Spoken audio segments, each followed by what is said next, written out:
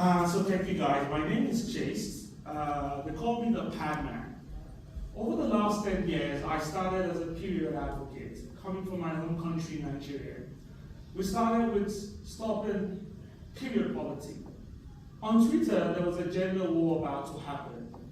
I was in the midst of a couple of other ladies who were complaining if sex was a choice, condom should be free, pads should be free, and condom should not be. Why is tampon tax and Viagra is non-tax?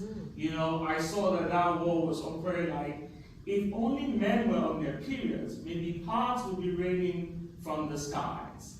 So this conversation went on, and I'm like, okay, Chase, how do you get involved? So we started the conversation of going to schools, to organizations, and directly informing people about sanitary pads, menstrual health, and providing those educations. We'll go to communities and give them free pads. But one thing we noticed was that a lot of people were not educated because there were so much taboo around the subject. Why would you want to talk about pads? What is washable pads? What is menstrual disc? What is period jumpers? My grandma only told me about Always, and I've been using Always over the years. My son or daughter cannot use tampon. That's a sexual toys. We saw there were lots of misrepresentation. But that grew over a couple of years, providing education, but we were still not tired. We started with a father-daughter conversation. So we built on the hub a period genie game. So what was the game supposed to do? We're like, let's have the basic conversation. What is menarche? What is menopause? How can I clean myself up during my period? How do we educate teenagers who wanted to have sex even when their girlfriends were on their periods? So we wanted to provide that information. That also led to me writing the book called The Period Passport. So it was a conversation from India to Africa to even Sweden to government who were providing free sanitary pads and education. But we were still not relentless. We wanted to go on and on. So we started creating summits. So we're having technology advisors, we're having men on panels, we're having VCs.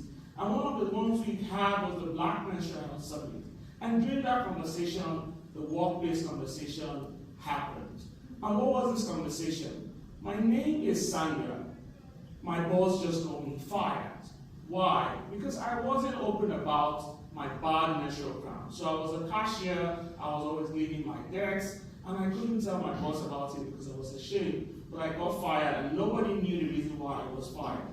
The second conversation was like, my supervisor complained about Sandra having a period but not having pains. But I'm always having pains. They felt I was not willing to do my job because I was being judged by the fact that she had pain, I do not have pain. Why am I not getting my job done? So these were several conversations that have been happening. So welcome to Sanicle, our femtech company, where we say we're building the Google for periods. We're revolutionizing the women's menstrual health in the workplace. And we're not just talking about women, we're talking about menstruating individuals in the workplace.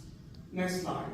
What is the problem? We discovered that 89.3% reported that their periods affected their energy level, 86.9% also reported that period affected their mood at work, and 71.6% contributed to saying that they hardly lose concentration when they were having work at the period. So especially for sales managers who want to make sales pitch on behalf of the company, they get tired during that time of the month.